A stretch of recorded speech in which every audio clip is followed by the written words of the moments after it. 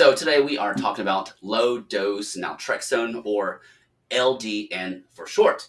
Now, if you don't know what naltrexone is, it is a drug that was historically used to treat opioid abstinence, and it's also been used to treat alcohol abstinence. And in some cases, you can actually use it in weight loss. But today we're talking about it in the context of the HRT and integrative medicine world.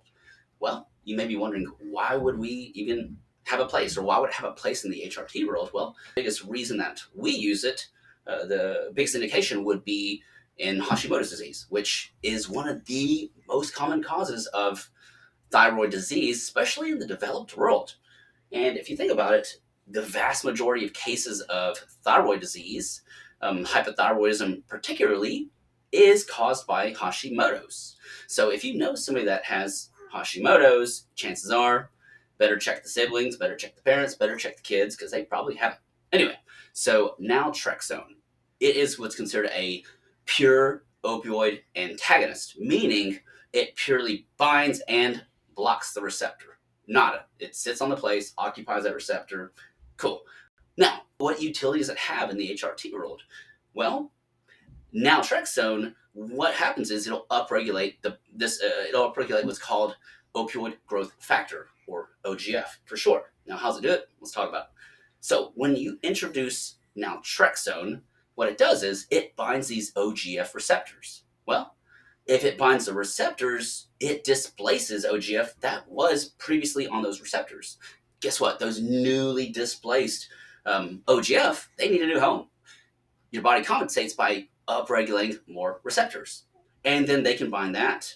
So it creates this bind, displace, upregulate, bind, displace, upregulate, bind, this cyclical wash and repeat, rinse and repeat cycle. And what that does is it creates more OGF, it upregulates more OGF activity, and OGF is a very, very, very potent immunomodulator. On top of that, these cycles of bind, displace, repeat, bind, displace, repeat also upregulates what's known as beta endorphins. And that also acts like an analgesic. It also helps immunomodulate as well. So through the process of increasing more OGF, more beta endorphins, you're really going to stimulate the immune system to be more active and provide more robust response. Now, when implementing naltrexone into an integrative practice or integrative program, we want to use the small compounded doses. Now, the branded drugs would be like Revia would be a brand version of it, and Vivitrol would be the injectable version for opioid abstinence. But what we use are the compound versions. We use the compounds, and they're usually somewhere in the ballpark of 0.5 milligram to 4 to 5 milligrams, and they come in little compound capsules. Now, the reason why we want to use small doses, not brand doses, such as like 50 milligrams, is because, again, if this is about the bind, displace, upregulate, bind, displace, upregulate. If you use those higher doses, what happens is you oversaturate, you hit the receptors, you saturate them, and then you don't get that displacement, bind, upregulate. You don't get that whole cycle. So we want to use the smaller doses so that we don't oversaturate the receptors, because with each of those bind, displace cycles, that's when you're really going to get more of an immunomodulatory response. When introducing LDN into someone's medication protocol, we typically advise they start taking it somewhere in the evening, late evening, and this is really going to augment that. The body's beta endorphin release response is what it's going to do. So you get a better response in that terms when you take it later in the evening. Now, the most common side effect people typically complain about is insomnia. And I always reassure patients that, it may suck for the first week or two, but just try to ride it out if you can, or just try to take it a little bit earlier in the day. But it's usually self-resolving within a few weeks. In terms of titration, you typically want to start off 0.5 milligram, 1 milligram, and then as you tolerate better, every few weeks you can titrate up by about 0.5 milligram or so. The goal is to eventually get to 4 to 5 milligrams and kind of just cruise there indefinitely. The biggest contraindication to taking this is, concurrent opioid therapy. So another thing to consider is if the patient is also on immunosuppressants such as like methotrexate or prednisone, those types of drugs can possibly reduce the effectiveness of LDN. Some considerations about the actual LDN you get compound itself. Well, the first one is you should avoid extended release or sustained release versions of it.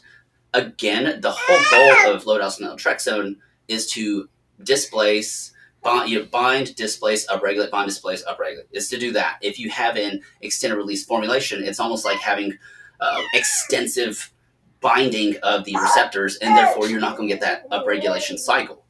Another thing to consider is I've spoken to several compound pharmacists about this, and they recommend avoiding LDN that's compounded with calcium carbonate as a filler. So that's what a lot of the pharmacists have informed me. They say that calcium carbonate, if it's compounded with calcium carbonate as a filler, then that can interfere with the absorption. It can actually negate a lot of the absorption. However, they did say that sucrose is a fine filler, lactose, if you can tolerate it, is a fine filler as well, or cellulose. So if you're wondering what are some other conditions you can use LDN for, well, this is a great resource. This is one I've been using for the better part of a decade. It's ldnresearchtrust.org, and it displays a whole list, a whole conglomeration of different conditions you can use for it. The ones I particularly used for was Lyme disease. Hashimoto's is on here, obviously.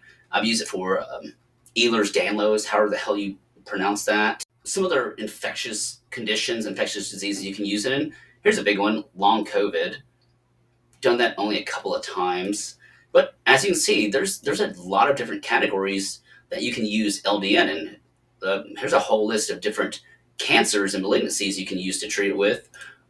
But the big thing I see that it tends to get the most recognition for is in the realm of the autoimmune diseases. That's where LDN really does play a big role for a lot of clients. And this website's a wonderful resource. It talks about where you can find a provider directory. It lists all the different conditions. It even has a whole list of research and lots of studies to actually validate why you can use LDN. Well, that was a brief primer on LDN. Obviously, it wasn't super in-depth. I wanted to keep it a little more superficial, just so that if you are interested or you think this may be something that's beneficial to you, you have some resources and you have a little bit of knowledge to think about with it. Lastly, I like to tell people that this is an amazing drug. It's been around. They've been researching it at the low dose for almost what, 45, almost 50 years now, give or take. The big thing I always tell folks is it takes time. It really does. I mean, once you even get to your cruising dose, 4.5, 5 milligrams, I mean, you're going to be there indefinitely. I mean, 3, 6, 10 months before you start to get some appreciable benefit.